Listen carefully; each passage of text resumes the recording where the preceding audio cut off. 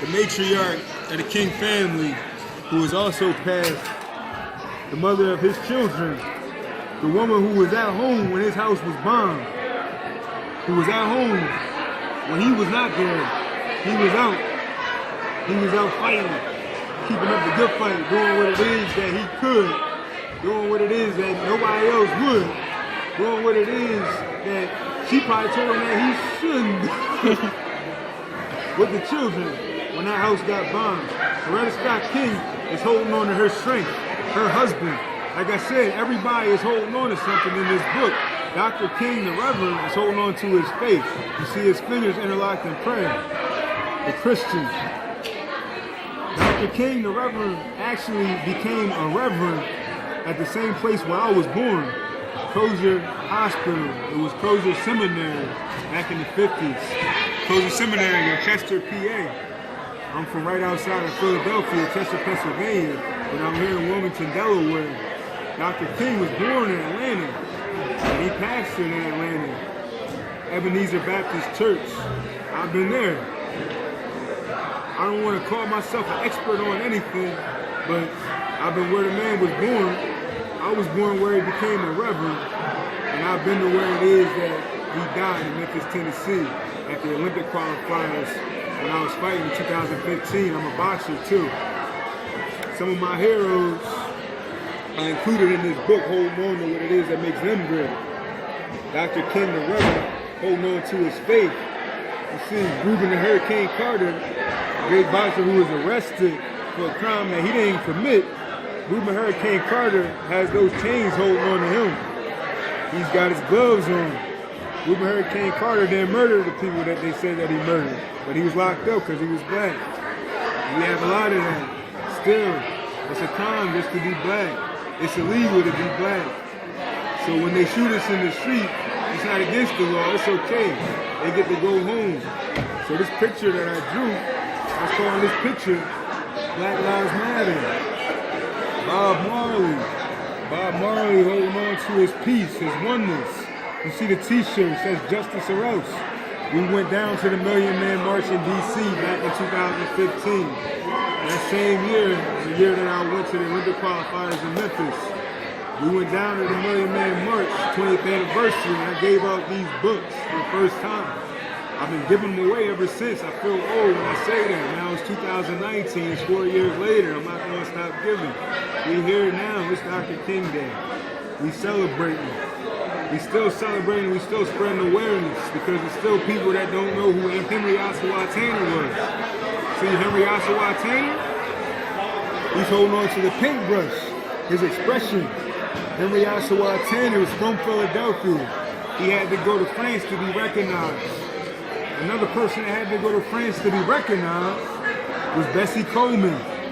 Bessie Coleman was the first black pilot to receive her wings. Not the first female, but the first black, period, to receive an international pilot's license. She holding on to them wings. She had different travel plans than other people. Bessie Coleman was from Texas. She got on a ship, went over to England. From England, she got on a train to France. In France, she finally got that pilot's license that she couldn't get in England or in America. Like I said, Henry Ossawa Tanner had to go to France to be world-renowned as an artist. The hero that I celebrate in this new coloring book, the Black Patriots 2 coloring book, it's called Blacks Are Patriots 2. The hero that I celebrate on the 100th year anniversary of what it is that he did is Henry Johnson. Because Henry Johnson went over to France and he fought in France during World War I. He fought in the Argonne Forest. The Argonne Forest is right on the border between France and Germany. Can we get close up on that? Argonne Forest. This is where Henry Johnson was stationed. He received the Croix de Guerre, which is the French equivalent to the Congressional Medal of Honor, which is America's highest medal, highest piece of distinction that we can give to a soldier. What Henry Johnson did not receive right after He did what he did in the Oregon forest, saving all them men's lives. He was doing sentry duty. He was working around the fort. Him and Needham Roberts, his partner, were on duty. Early in the morning, the Germans came and they tried to attack. They started firing shots at Needham Roberts and Henry Johnson, and they hit him. Needham Roberts got hit. Henry Johnson kept firing until his gun jammed.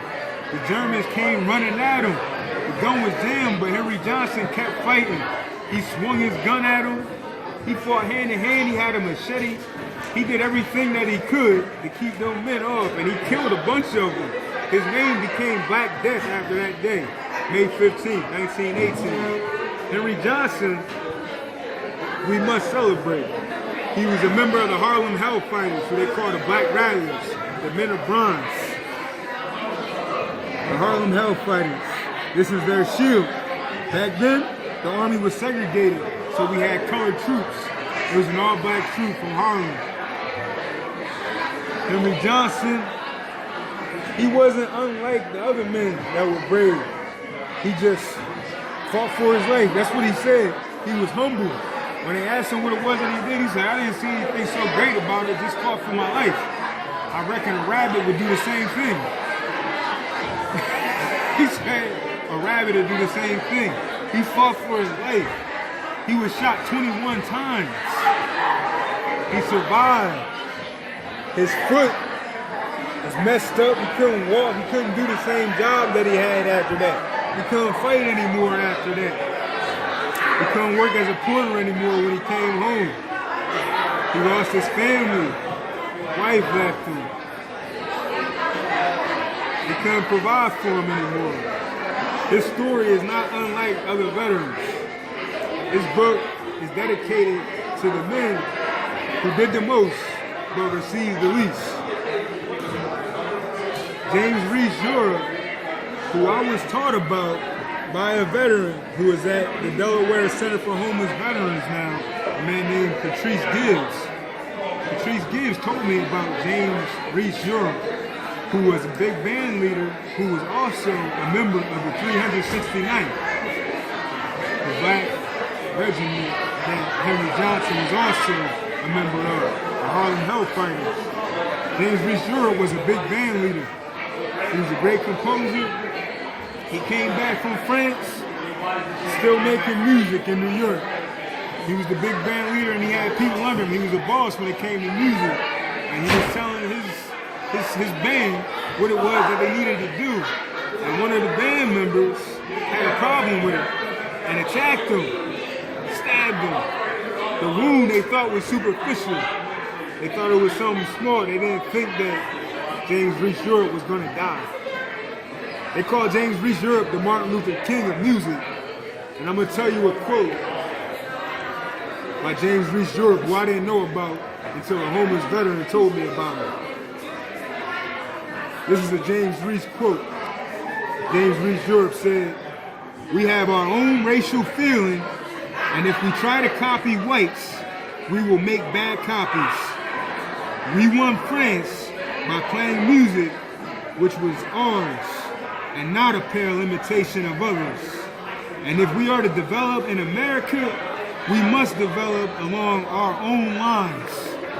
So when I made this book, using my drawing skills and my skills on the computer, every artistic gift that God gave me, every gift that I was given at school at ITT Tech, when I made this book, I thought about what it was that James Reese Europe said, the Martin Luther King of music. When he said we need to make our own art, we need to make our own music, I heard art because I don't rap. I had a whole album in my head back when I was young, when I was locked up. I used to want to be a rapper when I was a kid. But when I came home, I let that go. It's like I let cigarettes go. I let a lot of bad things go. Not to say that rap is bad, but there's a lot of things that lead us to do things that we don't need to be doing. But that's neither here nor there. James Reese Europe said that we need to make our own art, we need to make our own music, we need to make our own books, we need to educate each other, we need to do everything that it is that we can do to teach each other the truth, to teach the kids the truth especially. And this ain't all my books. This ain't all of them. I just brought a select few. Right now, I have a whole library of books while we're teaching about what it is that needs to be taught. And the next books that are coming are going to celebrate our African history, our aristocracy. Right, this book about the king of Mali, Mansa Musa, the richest man ever on the planet Earth. He had all the gold in the world. You think about all the resources that we sit on Mother